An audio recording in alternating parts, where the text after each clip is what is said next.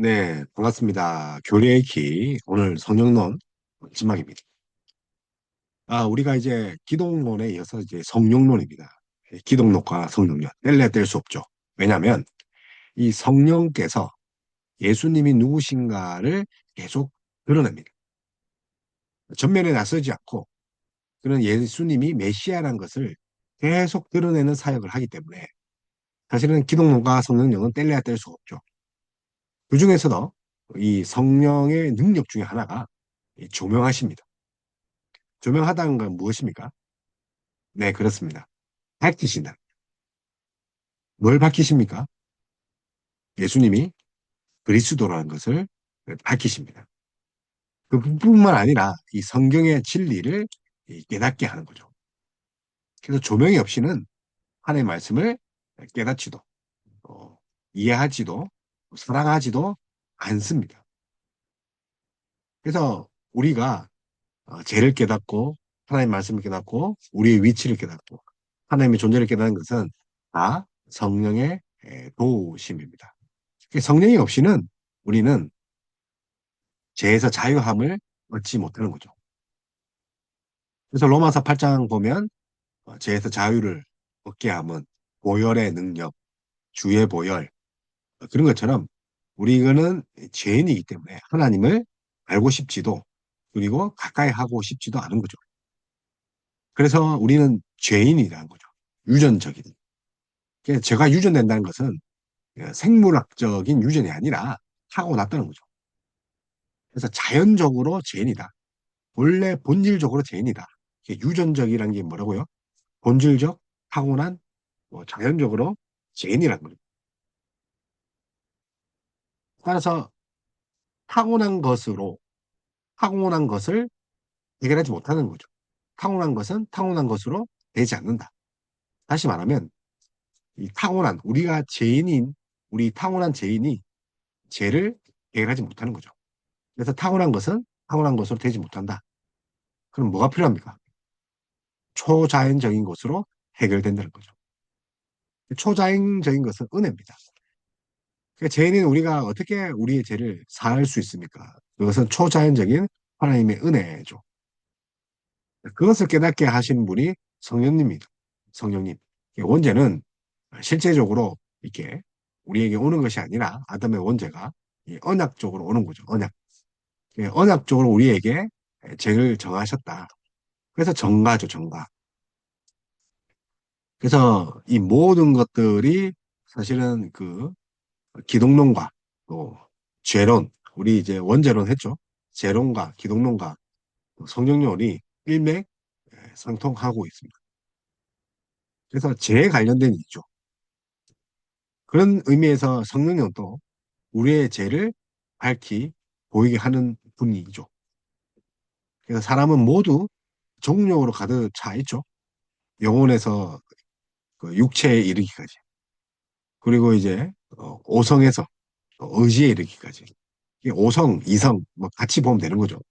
그래서 우리의 이성과 뭐 의지, 감정, 우리의 전부, 인간의 전부가 다 병들었다는 거예요. 그래서 성령님이 없이는 우리가 온전하게 될 수 없는 거죠. 그게 온전케 하신 영이죠. 그래서 인간에게 나오는 어떠한 것이든 죄로 돌려지는 거죠. 그러나 하나님께로부터 나온 것은 선하다는 거죠. 그래서 우리가 이 원래 삼위 하나님은 동등하시죠.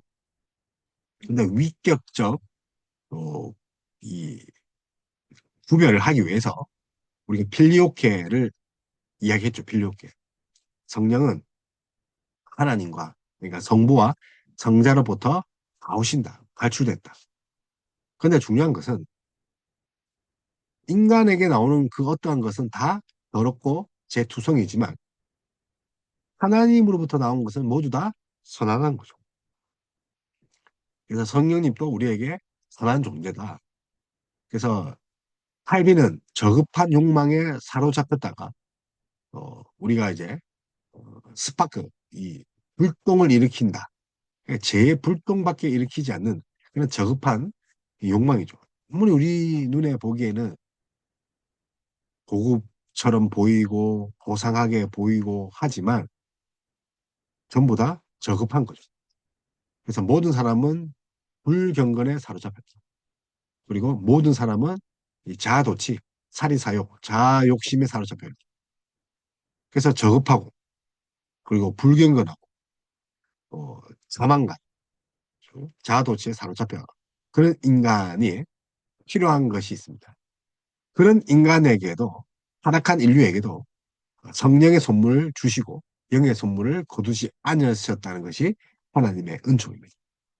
그래서 타락하면 이제 죄의 벌을 응당 받아야 되지만 그는 우리에게 영의 선물을 거두지 않았다는 거죠.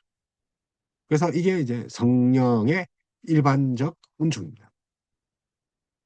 그래서 일반적 은총적 사랑, 성령의. 그래서 우리가 학술을 하고 기회를 하고 학문을 하고 신학을 하고 문학을 하죠. 그 대표적인 예가 법의 시학을 우리에게 주셨어요. 법의 시학. 근데 일그러졌잖아요. 우리 민주주의 보시면 알죠. 민주주의가 완벽한 법이지 법이 안 타는 거 알죠. 다수석이 장악하게 되면 악법을 만들게 됩니다. 어쨌든 그런 우리의 그 무능력함에도 영의 선물 주셨는데 일반 은총적 사랑이죠. 법의 씨앗을 주셨죠. 근데 그것은 좀 불안하다. 자, 정치 질서도 주셨죠. 자, 우리가 정치하게 하기 하셨죠. 그래서 법을 주셨기 때문에 우리도 또 공평하게 또 공평에 대한 또 인지를 하게 하셨죠. 이 모든 것이 하나님이 주셨죠. 일반적 은총이에요. 성령의 일반적 은총적 사랑.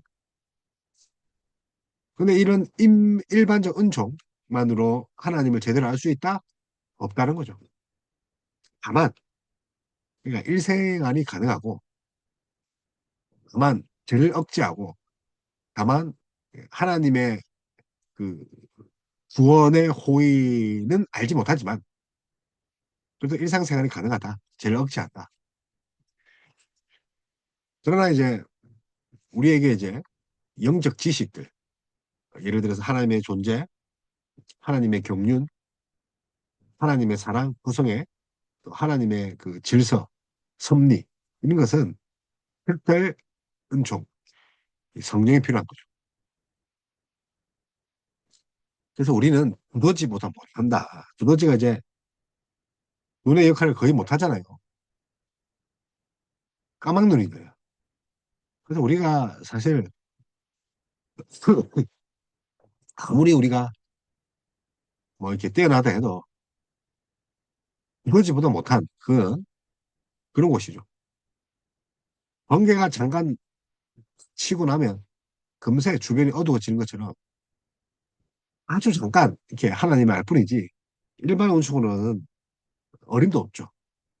그래서 은총, 특별 은총이 뭡니까? 성령의 조명하심. 조명하심을 우리에게 주셨다는 거죠. 그래서 하나님은 일반 운총적인 측면을 봐서 자연법이나 양심으로 하나님을 알게 하셨지만 그 알게 한 것으로는 하나님을 제대로 알지 못한다. 다만 그것을 주신 이유가 어, 우리가 저 일상적으로 생활이 가능하도록 하고 죄를 억제할 뿐만 아니라 우리가 변명치 못하게 하려고 하나님이 계신 것에 대해서 변명치 못하게 하려고 그래서 일반인들 누구나에게 그런 하나님이 계심을 알 수 있습니다.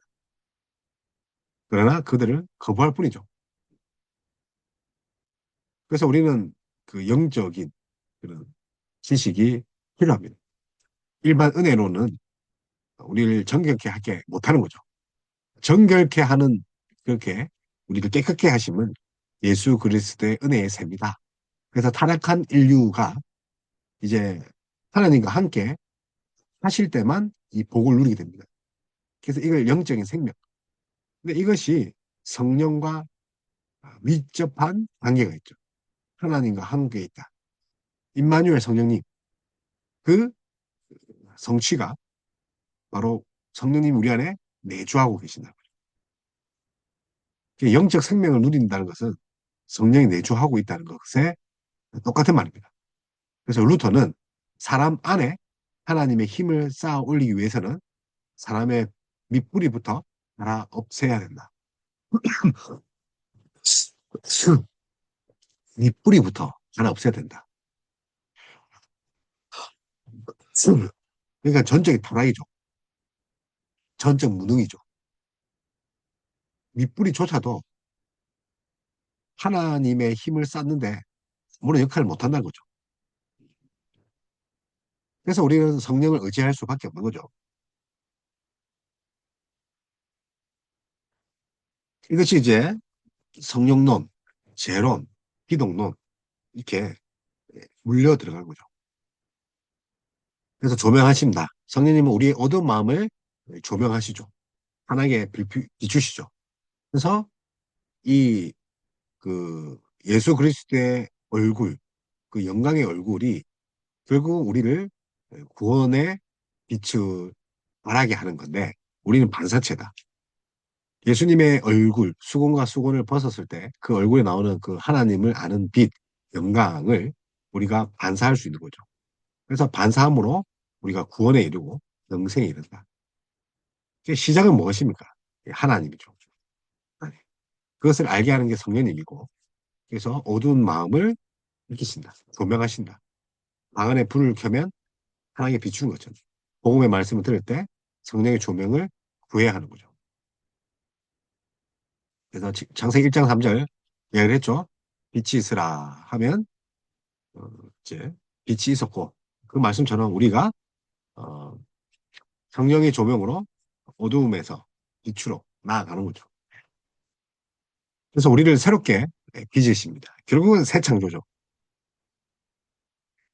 그래서 삼위 하나님이 이 창조를 협동적으로 하신 것처럼 이제 우리도 이제 새 영을 부어주셔서 새 창조를 하시죠. 그래서 돌판에 새긴 그런 율법이 아니라 이제 마음에 새기는 거죠. 결국은 하나님의 형상대로 재창조하는 역할을 하는 것이 성령님이죠. 그래서 오늘 이 성령님의 권능과 또 그 사역들을 마지막으로 한번 살펴보면서 우리가 왜 성령 충만해야 되느냐. 앞에서 설명했지만 일반 은총적으로는 우리는 알 수가 없어요. 근데 성령의 능력으로는 우리가 잘 알 수 있다. 누구를요? 하나님 아버지를. 그래서 권능과 성령, 여전히 성령 충만을 갈망하고 우리가 있죠. 그래서 많은 사람이 이 영적 생명, 이 정말 갈구하고 있는데 그럼에도 불구하고 영적 침체, 또, 또 영적인 또 실조, 그래서 믿음과 소망을 잃어버린 상태에 있죠. 그래서 우리가 육체만 봐도 얼굴만 안색만 봐도 이 사람이 병이 있는지 없는지 알 수 있죠. 이 성령이 또 영적인 침체와 이 성령의 부재도 사실은 부재라기보다는 이 단절된 모습도 사실은 우리의 육체적인 얼굴로 이제 볼 수가 있습니다. 그렇기 때문에 우리가 건강하기 위해서 항상 성령 충만을 구해야 된다는 거죠. 이게 성령의 능력입니다. 그리고 이제 술, 술, 영과 진리로 우리가 예배하라 하죠. 영. 우리의 능력이 영이라는 거죠. 성령. 능력의 내용이 진리고 힘의 원천이 뭐라고요? 영이라고요. 영. 힘의 원천. 능력의 원천. 그 능력의 내용이 뭐라고요? 진리죠. 진리. 말씀. 영과 진리. 월앤 스프릿. 또 내게 이르시되 인자에 너는 생기를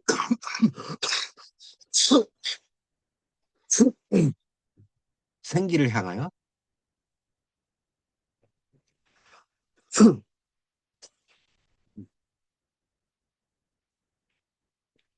되어나라. 생기에게 되어나여 이르기를 주 여호와께서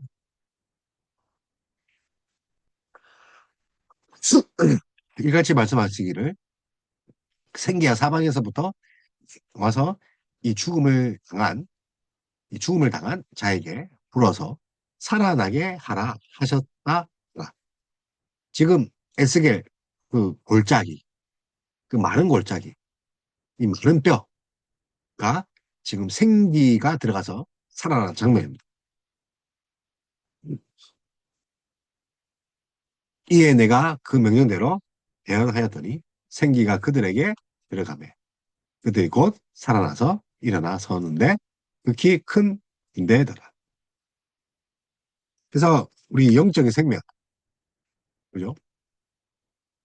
영적 생명이 되죠. 우리 안에 생명이 이, 살아있다는 거죠. 생명이라는 것은 사실 성령을 생명이죠.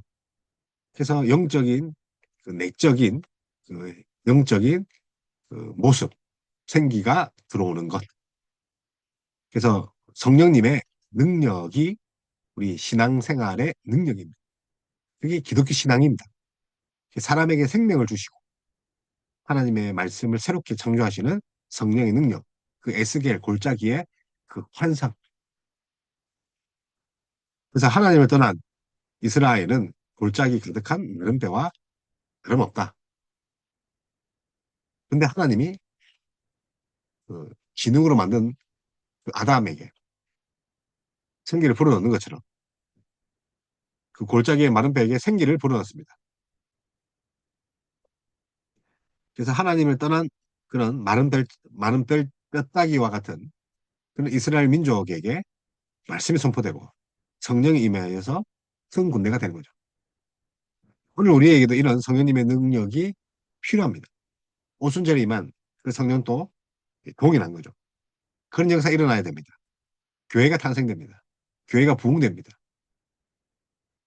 그리고 지혜의 영, 진리의 영이 임하게 되어서 말씀으로 교회를 세우게 됩니다. 예수님이 단회적으로 이 땅에 오셨듯이 오순절 임하는 성령님도 단회적으로 임합니다.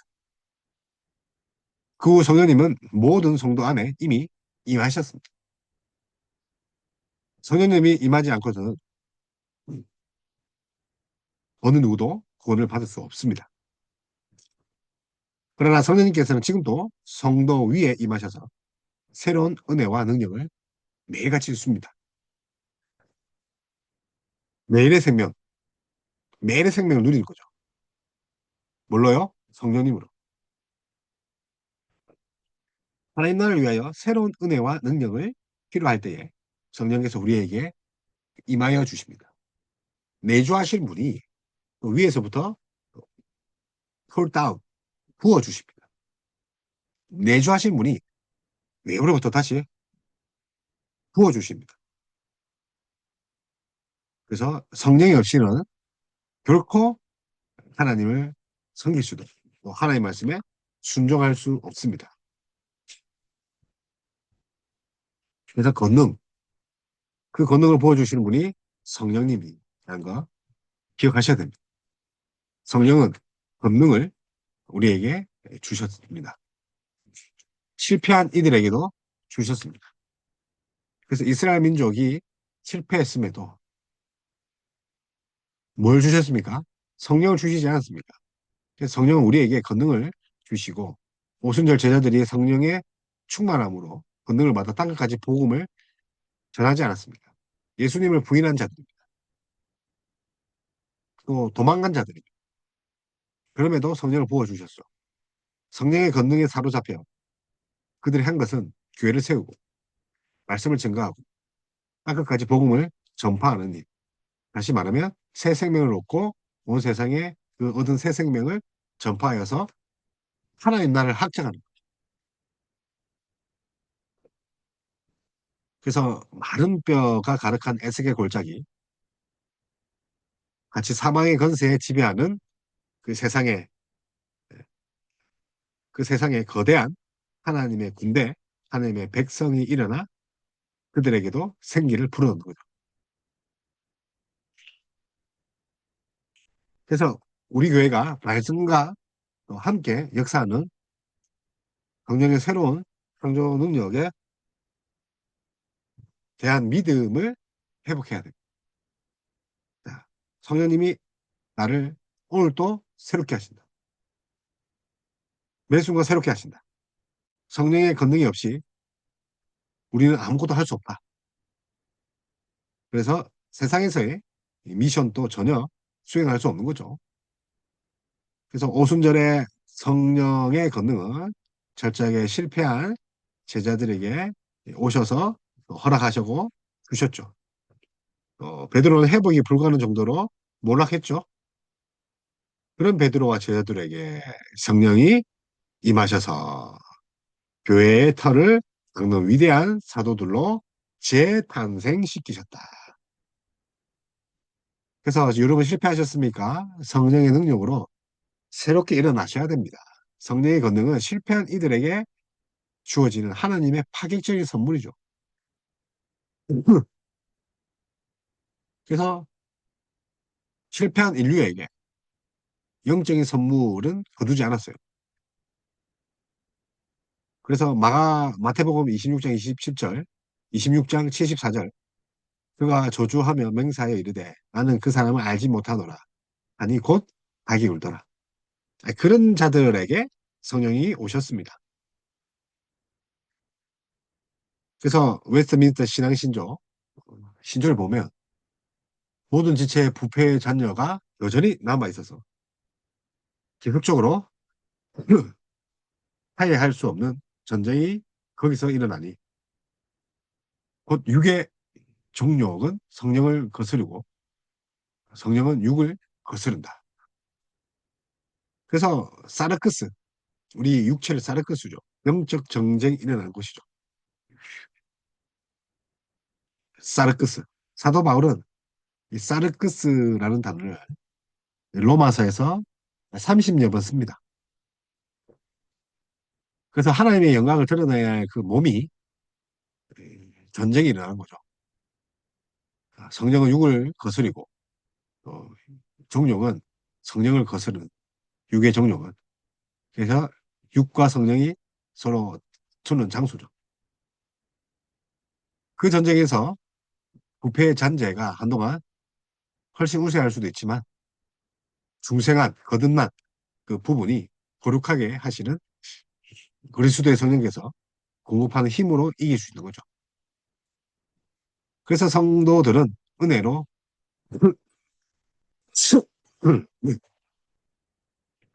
자라가며 하나님을 경외하는 가운데 거룩함을 완성하게 됩니다.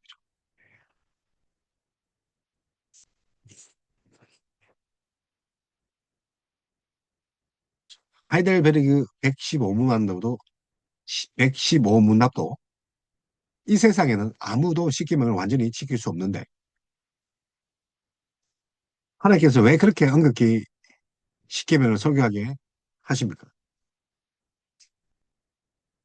그러니까 십계명뿐만 아니라 그 토라, 모세오경을 토라죠. 토라를 분석해서 율법을 신무인가? 그런 이제 율법 학자죠. 신무이. 어, AD 그 3세기경에 토라 그 모세오경 토라를 가지고 신무이라는 그 율법 학자가 율법을 세알렸더니 613가지. 하지 말라는 것이 365개.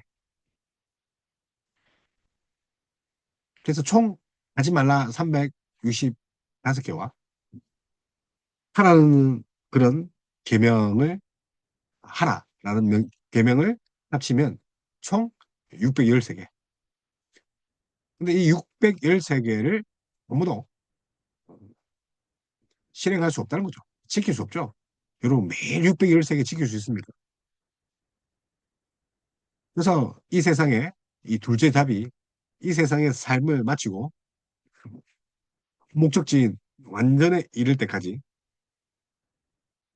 하나님의 형성으로 더욱더 변화되기를 끊임없이 노력하고 하나님께 성령의 은혜를 구하기를 위함입니다. 성령의 은혜를 구하기를. 그래서 십계명을 계속 이야기하는 거죠.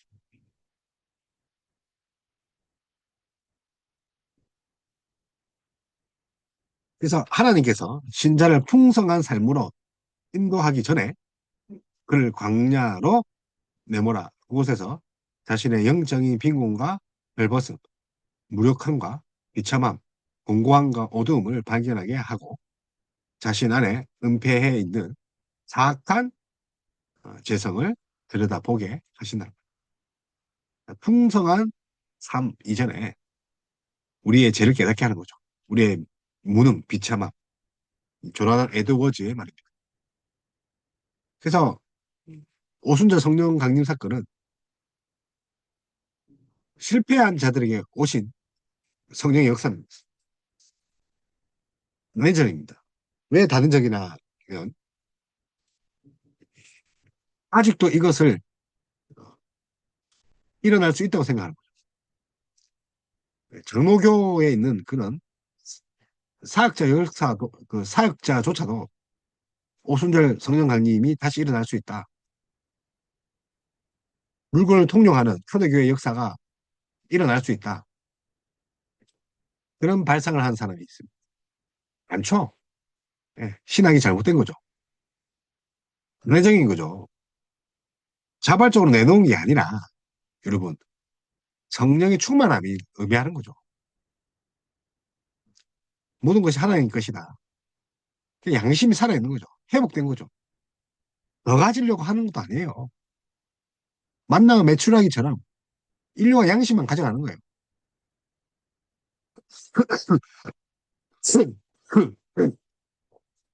근데 초대교회처럼 다시 꿈꾼다?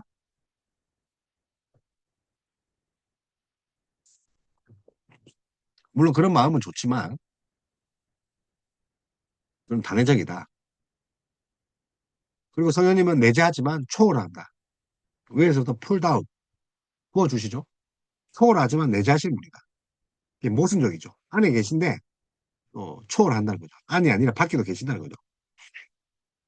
그래서 우리 안에 내재하는 분이지만 또 우리 안에서 전인격적으로 내조하신 분이지만 우리 안에서만 계시는 분이 아니죠. 우리 밖에서도 계시고 공기처럼 에워 사시고 또 성령의 역사하심은 뭡니까? 뭐 정말 전방위적이죠. 성령이 우리 안에 인이죠. 전지사 인. 우리 안에 계실 뿐만 아니라 또한 우리에게 임하시죠. 온, 우리에게 임하시죠. 인과 온이죠. 그러니까 내주하시면서 동시에 임하는 거죠. 그러니까 예수님 안에 계시면서도 우리 안에 계신다. 그래서 주님이 세례 받으실 때 성령이 그 위에 임하셨죠. 주님이 성령을 받으셨다고 볼 수는 없지만, 그, 그러니까 세례 받을 때, 뭐, 성령을 임했다, 성령을 받으셨다라고 볼 수 없지만, 분명한 것은 예수님은 성령으로 잉태되셨죠. 분명한 것은 이미 그 안에 성령이 내주하고 계셨는데, 또 성령이 임하셨던 거죠. 그런데도 메시아 사역을 위한 능력이 부어지는, 부여되는 그런 차원에서 성령이 임하셨던 거죠. 메시아 사역을 위한 능력으로. 안에 계신데 또 임했다는 것은 메시아 사역을 위한 능력을 부어줬다. 그래서 사도행전에서도 누가는 성령이 임했다는 말을 성령의 새로운 사역을 뜻한다는 그런 비유로 사용했습니다. 그래서 우리 안에 계시고 우리에게 계시고 그는 너희와 함께 가시고 너희 속에 계시고 성령의 말씀을 듣는 모든 사람 위에에게 내려오시고 그래서 신자가 육신을 따라 살 때 성령은 점점 팽배해지는 옛자의 세력과 그를 통할 더욱 맹렬해지는 죄와 탄의 공격으로부터 영혼을 보존하는데 온 힘을 기울이시며 엄청난 영적 에너지와 능력을 소모하고 계시다. 돈 오엔입니다. 사르크스. 그래서 우리는 죄와 싸우고 있죠. 근데 성령의 능력으로 싸우는 거죠. 그래서 성령이 임하면 그 임하기 위해서 우리는 기도해야 되죠. 우리 안에, 우리 위에 초월하신 그런 임의 은혜가 임할 수 있도록 우리가 임해야 된다. 기도해야 된다. 그래서 성령이 우리 안에 이미 거하심에도 새로운 은혜와 능력을 보여하기 위해 우리 위에 임한다고 표현할 수 있죠. 이런 표현은 성령의 새로운 사역을 드라마틱하게 묘사하는 장면, 그 장점이 있습니다. 우리 안에 있는데도 또 세상을 보여주는 거죠. 새로운 성령의 사역, 우리 성도들의 기대와 갈망을 하게 하는 거죠. 우리 안에 있는데도 새로운 은혜와 능력을 부어주신 거죠.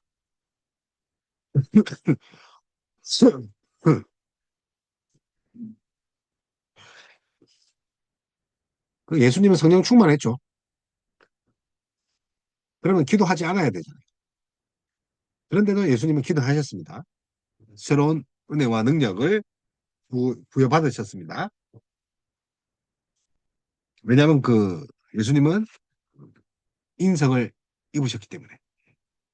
예, 인성을 가진 우리도 예수님 따라 기도해야 되죠.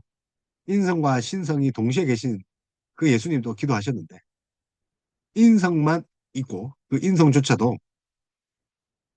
무능하고 나약한 우리인데 어찌 기도하지 않겠습니까? 그래서 성령은 우리를 초월하기 위해 새로운 은혜를 위해 임하셨습니다.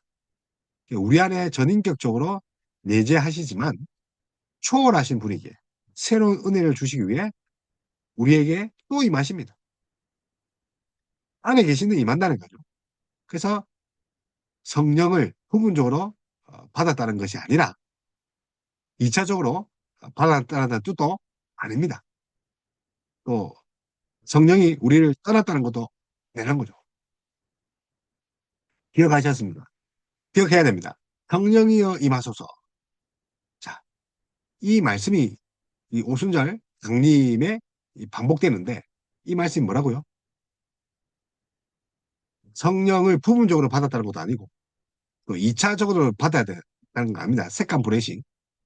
순복음에서 말하는 그 오순절파에서 말하는 그 색감 브레싱이 있어야지 구원받은 거다. 그건 아닙니다. 성령이 신장을 떠난 것도 아닙니다. 신약의 성령은 구약과 다르게 한 번 임한 성령은 떠나지 않습니다. 자, 정리하면 뭡니까? 부분적으로 임하는 것도 아니고 2차적으로 임하는 것도 아니고 성령이 따랐다는 것도 아니다. 다만 우리 안에 전인적으로 내재하지만 우리를 초월하신 분이기에 새로운 은혜를 주시기 위해 임하신다는 거죠.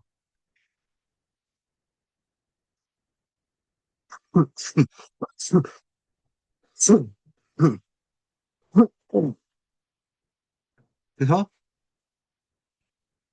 신조를 보면 성부께서는 강구하는 모든 이들에게 성령을 항상 기꺼이 주시기를 원하죠.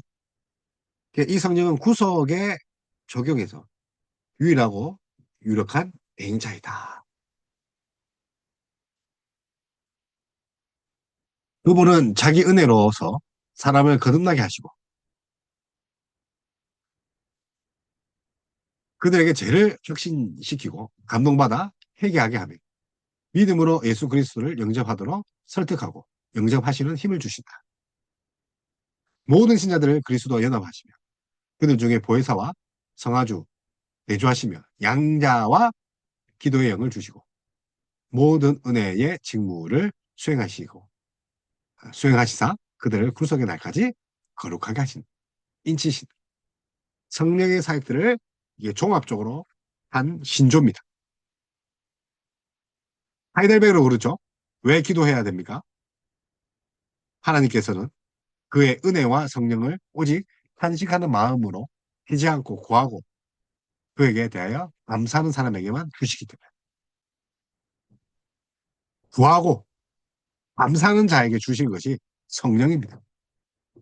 뭐라고요? 은혜와 성령은 누구에게 준다고요? 구하고 탄식하는 자, 감사하는 자에게 주시기 때문에.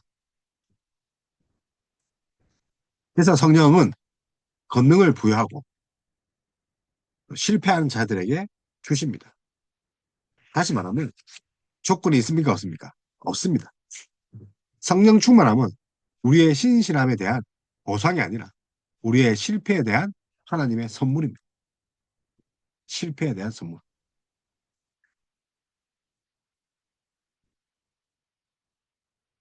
그래서 단회적이라. 또 이런 일이 일어났다. 됩니다. 그래서 역사 속에 되풀이 될 수 없는 단회적 사건. 세상 끝날 때까지 우리가 이미 하고 함께 계시죠. 내재하고 있습니다. 인, 초월하신다. 위에 부어주신다. 온, 인가? 온. 내주하고 계시지. 그죠? 예수님도 내주하고 계신데 세례받을 때 성령님이 그 위에 임하죠. 그래서 다시 뭐 세례받을 때 성령이 임했다는 게 아니라 그때 비로소가 아니라 뭐라 했습니까? 메시아 사역을 위한 능력이 부여됐다는 의미로 성령이 임했다는 거죠. 새로운 사역을 감당할 때 은혜를 주신 거죠. 우리 안에 우리 위에 터하고 계신다. 그래서 성령 충만은 진실함에 대한 보상이 아니라 실패에 대한 하나님의 선물이다. 수고하셨습니다. 그래서 오늘 이제 성령님 이제 마무리했죠. 그래서 이제 구원론 갑니다. 그래서 원죄론, 인간론, 뭐 원죄론이죠. 제론, 그러니까 기독론, 예수님 필요하고 예수님 우리에게 뭘 주셨어요? 성령을 주셨죠. 그래서 우리를 어떻게 해야 됩니까? 이제 성령과 함께 이제 구원론에 가야 돼요. 그래서 오늘 드디어 이 VR키 성령론을 마무리했습니다. 다음 시간 이제 구원론에서 여러분과 함께 뵙겠습니다. 감사합니다.